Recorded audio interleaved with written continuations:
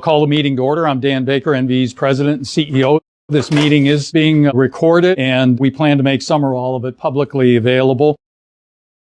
Those of you who've attended our meetings before know that we have themes for our annual meetings. Last year, for example, we had it at a hotel in Eden Prairie, and our theme was points of interest in Eden Prairie. So it was a pretty short meeting. This year, though, the Olympics are going on, and the theme is the Olympics and athletics. So be prepared for some bad sports puns. Our name tags have icons of sports that we follow or participate in. More on that in the introductions.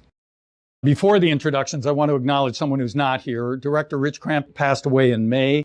Some of you have met him in previous meetings. He had been a dedicated director for 10 years, and we miss him. So let's introduce our directors.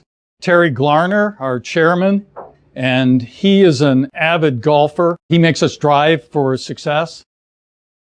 I was a swimmer in college, but more on that later, more than you're probably going to want to hear. Pat Hollister is chair of our audit committee, former basketball player and an avid fan. She keeps the audit committee's eye on the ball. Jim Brackey, a former skier. And new director, Kelly Way, who's a certified executive coach. So she will make me run laps if I mess up this presentation. The other employees who are here and will be available to do tours are Emily Curtin, whom you met. She's our inspector of elections, and she's a former gymnast. Daniel Nelson is our controller and principal financial officer, a soccer player. So he has a goal of smooth financial operations. Pete Eames, our vice president of advanced technology and the serious hiker, he's in charge of keeping R&D on the right path. And Alex Gillard, our logistics manager. He's a former pole vaulter and a pole vault coach. He sets the bar for efficient planning. Our auditors, Jaden Bragg is our coordinating partner. He is a mountain biking coach, so he makes sure we're on track. And Brittany Hancock, our senior audit manager, is a kayaker. It keeps us out of rough waters. We have a shareholder from out of state, from Florida. We have a plaque for you. This fancy plaque says, "I came a long way for the NVE shareholders meeting, and all I got was this stinking plaque." Actually, the plaque could say, "I got some pens and Post-it notes and a stinking plaque." Thank you so much. That brings us to the formal meeting, and I call on Emily to present evidence of the due calling of the meeting. As of June 7th, 2024, which is the date of record for determining those shareholders eligible to vote, there were 4,833,676 shares of common stock of the company outstanding and entitled to vote. We have on file a formal declaration that we mailed to the notice of this meeting and the proxy statement on June 17th, 2024 to shareholders of record. And we have a report from Broadridge Financial Solutions that our materials or notices of internet availability for the materials were sent to our shareholders who held their shares in street name. A majority of the outstanding shares of common stock entitled to vote are required to constitute a quorum. Proxies indicating abstention from a vote and broker non-votes are counted toward determining whether a quorum is present. We have present today in person or by proxy the holders of more than 50% of the shares outstanding on the record date. Thus, we have a quorum.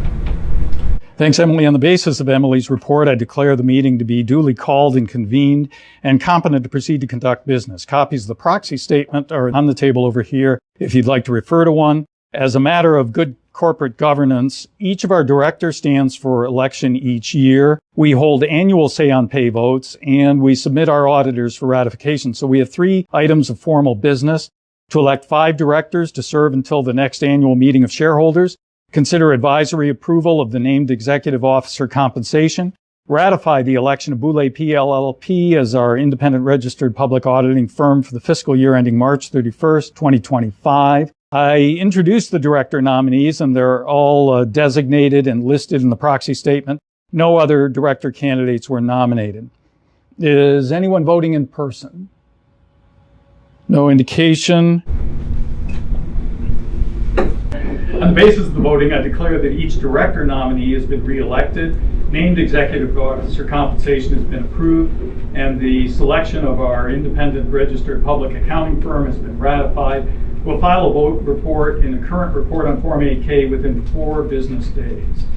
With no other formal business, I declare the formal meeting to be adjourned, and we'll move on to the company presentation. One of our traditions is to have a person or a deep paid person read our safe harbor statement. Last year we had a Shakespearean reader. This year, in honor of the Paris Olympics, we have a bad French accent. Statements in this presentation that relate to future plans, events, financial results or performance are forward-looking statements that are subject to certain risks and uncertainties including, among others, the risk factors listed in our report on Form 10-K for the fiscal year ended March 31, 2024. Well, that has to be one of the more annoying safe harbors. A bit about my Case Western Reserve swim team's 15 minutes of fame, which was losing to women in the early days of Title IX. This is something you may never see again, though. This is women and men in an NCAA meet. So mixed gender teams were permitted in the early days of Title IX, and women winning was unusual enough to make the front page of the sports section. How long ago was this? Well, the article calls female swimmers girls and mermaids. I showed this to my daughter, and she thought it must have been from the 1800s. Nobody who would have been at this swim meet could possibly be alive today. We have come a long way. Title IX has been in effect for more than 50 years, and a new version just went into effect today. Although even now, women are effectively banned in Afghanistan from athletics and other countries. Spintronics is our enabling technology. Spintronics is a nanotechnology that utilizes electron spin rather than electron charge to acquire, store, and transmit information. So what are the advantages of that? We summarize them with the 4 Bs: boxes, or smaller footprint; batteries, low power and endurance; bulletproof, they're inherently reliable; and brainy, for intelligent interfaces. The demonstrations that we have show the features and benefits of these products. The first one is the hot dog cooker. I'll start it up. We have NVIDIA power control components that regulate the power that's going into the hot dog. We have a current sensor that accumulates a certain amount of energy into the hot dog. We have an interlock sensor that makes sure that the cover is closed when we turn on the power.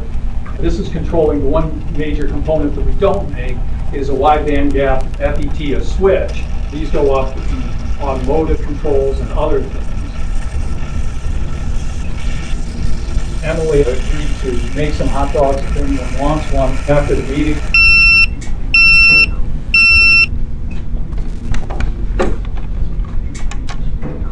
Hot dog eating is not exactly an Olympic sport, but it's covered by ESPN, so it must be a real sport.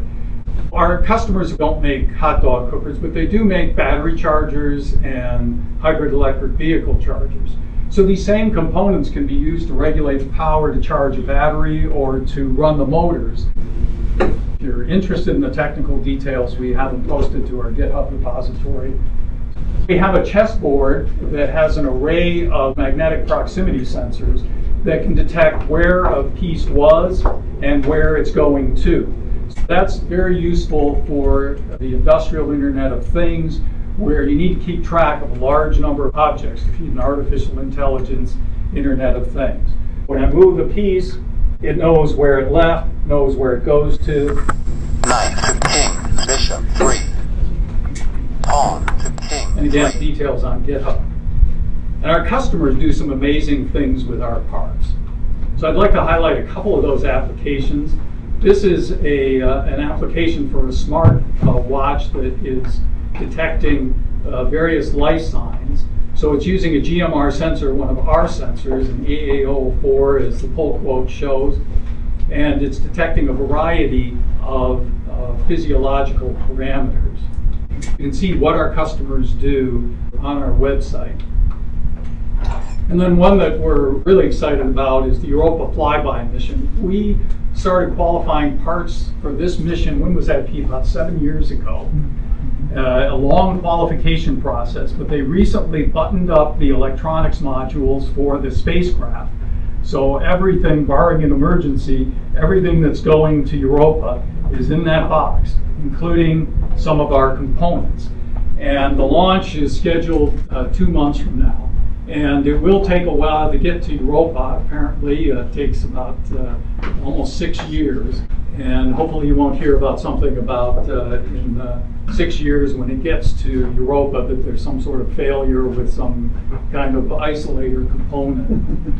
But it shows the remarkable products that our employees make, the reliability, the dependability, and the quality that we build in. This is one of the most demanding applications there is, and our parts are mission critical, meaning that the mission depends on these parts working successfully. Just like the Olympics has new events such as breakdancing and surfing, we develop new products. Some of the products that we've developed in the past year included extended temperature isolated network transceivers.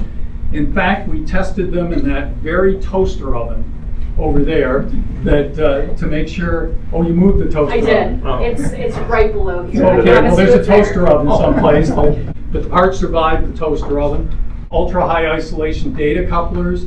These are data couplers that are rated at 7,000 volts, so we actually have to test them at 120% of that. That's 8.4 kilovolts. We got some special power supplies, and our folks would kind of stand back from these when we would test them and make sure that they didn't spark and arc. But it's amazing. These are relatively small devices that can withstand that kind of voltage. An example of the ruggedness we provide, best-in-class isolation voltage. The CE mark, which is very prestigious, and particularly for smaller companies, for our world's smallest DC to DC converters, these now bear the CE mark, so we can ship them for specialized applications in Europe. We have more products that transmit power as well as data. So you see that in the hot dog cooker, it's transmitting power to drive that silicon carbide FET, but it's also transmitting data from the microcontroller to control the power to the hot dog. And we have wafer level chip scale sensors. These are 0.6 of a millimeter square, so that's 0.025 inches, 25 thousandths of an inch square, and 0.15 millimeters thick, which is less than the thickness of an index card. These are the world's smallest magnetic sensors, and we have them here in magnifiers. You can take a look at them later. A new package is a pretty big deal in the semiconductor industry. This is a shadow box. It's up here now, but it's normally in our lobby, so we show the products that we make. And what we had to do was extend the case and put a magnifier there to show the wafer level chip scale products because they're so small. Our smallest previous products were these 1.1 millimeter square products that are on the head of a pin. And these, the new ones, are 1/3 the size, and they fit easily on the head of a pin. The Olympics involves a lot of building. We also are expanding our venues. So this is our expansion plan. If you have time for a tour, Pete was going to show you the area that we've cleared out and where we're going to be doing the expansion as well as some other things. So that's the area shaded in blue. So to get your bearings, we are in the break room there, and this is going towards the east wall of the building, and that's going to be turned into production space. So we've got it pretty much emptied out, which was, well, maybe not quite half the battle, but it seems like it. And we're going to begin construction and hope to be in production by the end of the fiscal year. The specifics of the expansion plans that we've talked about on our conference calls, we're planning to spend $4 to $5 million over the next 2 fiscal years. Miniaturization with chip scale packaging is one of the major goals. That will avoid contract packaging delays and costs. So these plastic packaged products that we make, that are most of our products now, we have to ship them to Asia, get them packaged, they send them back. That was a major challenge during the pandemic with the supply chain disruptions that we had. There will be more efficient, lower power parts. NVE has best-in-class financial metrics. Some of the highlights that we have here is our gross profit margins are 77%, operating margin 62%, as that graphic shows. Pre-tax margins are 69%, and net margins 57%. So just like the Olympics are all about metrics, about faster and higher, our goal is to deliver best-in-class financial performance for our shareholders. We're committed to maximizing shareholder value. We have one of the highest yields in the industry. And as shown in our proxy, our total shareholder return for the past 3 years was 46%, which outperformed the market significantly. We earned the best ISS governance score for lowest risk. That's a 1. It's like a golf score, as Terry said. Lower is better. For the second consecutive year, we're in the prestigious Russell 2000 index as one of the 3,000 largest market capitalization companies in the country. So to sum up, NVE has revolutionary technology. We have historic market opportunities. We have exceptional financial performance. I'll open the floor to questions. You know I'm going to ask a question. Sure. I came all the way from Florida. The space that you have here and the construction and new equipment coming in, do you feel that's enough for the foreseeable future to handle what your needs are? We do. It might be barely. Pete and his team have done some creative shoehorning, a lot of stuff in a relatively small space, some things that we're not quite sure where we're going to put them yet. Drove in from that direction. You might have noticed a trailer sitting out in our parking lot. So that's got some stuff that came out of the building that we're going to have to put back in the building at some point. You got to have it gone by the winter. But we think that that'll hold us for at least several years. Is there more space in this complex where you could expand potentially? Yeah, we've looked at that. There are additional spaces in this industrial park. There's space that occasionally opens up. And then in this general area, Golden Triangle of Eden Prairie, there is quite a bit of office space. Okay. Our auditors are experts on finding office space and getting a good deal. Good deal. They recently moved to a nearby building. Great. Thank you. Yes, sir. Yeah, I believe it was in an article I read about a grant that you received. I think it was in that article they mentioned 15 employees may be added. Yes. Would that be in that 2-year framework or? That's the goal. That was a Minnesota Department of Economic Development in the city of Eden Prairie that involves a $200,000 7-year interest-free loan, and then an additional a little bit more than $100,000, which I think is what you're referring to, depending on our goals for adding employees. The time frame from that is 2 to 3 years, and our goal is to add, as you say, 15 employees. Are you running more than one shift right now? We are. We run 2 shifts. You might have seen some of the people who were just walking through. That's when the second shift comes in. So they're working now, and you'll see them on the tour. We have folks who start early on first shift. So we have people running from approximately 5 a.m. to approximately midnight or 1 in the morning. With AI, and we've seen the growth of NVIDIA with all their chips, are there use cases or applications for your products within AI with the miniaturization and so forth? Right, so that's a great point. What we talk about is the artificial intelligence of things. We provide the end nodes that can feed that kind of intelligence. So the chessboard's an example of that. It isn't playing chess. It didn't tell me that was a terrible move, which actually it was. Yeah. But it's keeping track of the pieces, so it can feed this to a microcontroller. And then we could add, and we were kicking around the idea of adding some artificial intelligence to actually determine the best moves. Obviously, there's a trend to increase manufacturing in the United States, and your sensors are utilized in industrial equipment and things like that. Are you seeing a little bit of a bump in demand for sensors for industrial solutions in the United States with an increase in manufacturing? We are seeing signs of that. For example, in semiconductor fabs, where some of our equipment is used, that there's a big push to bring that, as you point out, into the United States and bring manufacturing back into the United States. So we see that as a great trend. And we also, I mentioned the Minnesota deed incentives that we were awarded. So that's part of what the state of Minnesota and other states and the federal government are doing, is incentivizing companies to expand here in the United States, to onshore things like the packaging operations that I talked about, hopefully with the start of a renaissance in United States manufacturing. And I mean, you're making a very significant investment in new equipment, and was the impetus some of the challenges that you had during COVID, and that was what precipitated you guys to make this decision? It was. We found a lot of supply chain challenges, less than other companies, because for a small company, we're actually pretty well integrated. As you'll see, we have wafer fab right over here, and then we have a back-end operation where we test the products. We test 100% of our products. So we're more self-contained than actually a lot of semiconductor companies, but we'd like to be even more self-contained. Even more. And less dependent on a supply chain. We'd like to onshore as much as practical. That's great. Very smart. So any other questions? Will you comment any more on what part you're playing in the automotive industry?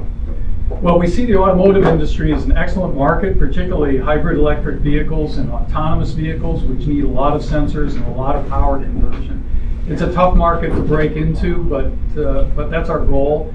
We've got some promising leads for systems, particularly in the onboard battery charging system. So that's the system that converts power, AC power, into the DC power that you need for the battery charging. And then also we have design wins in the charging stations, which of course aren't in the car, but are integral to the hybrid electric vehicle infrastructure. Pete, we probably have time for one more. Yeah, I had asked you via email about Hall effect, and I'm not an expert at all that, but can you just talk a little bit about those sensors and how yours can eventually replace that installed base? So we hate Hall effect sensors here at NVE. Hall effect sensors are a semiconductor type of sensor that detects a magnetic field, but it's not nearly as sensitive as our sensors, particularly our tunneling magnetoresistance sensors. So they require amplification, and they're susceptible to noise once one amplifies them, and they tend to be larger than our devices as well. So, Hall effect sensors can be very cheap, and it's not our goal to compete with really inexpensive commodity parts. But it is our goal for high-end applications to make sure that we have the best performance magnetic sensors in the world, and we believe we do. Great. Thank you. He can probably tell you more about Hall effect sensors. Stay after, and he'll tell you. Thank you. All right. How many are interested in tours? I think we can do that in one group. Was that about 6 people, you think, Pete? Sure, that'd be great. Okay, and if anyone wants to stay behind, Emily agreed to make hot dogs for anyone who wants them. And then, of course, you can play with the chessboard or the other demos. And we'll be around for at least a few minutes, the board and me, to talk to anyone. If I don't see you again, we really appreciate everyone coming here today. And thank you for your continuing support of NVE. Thank you.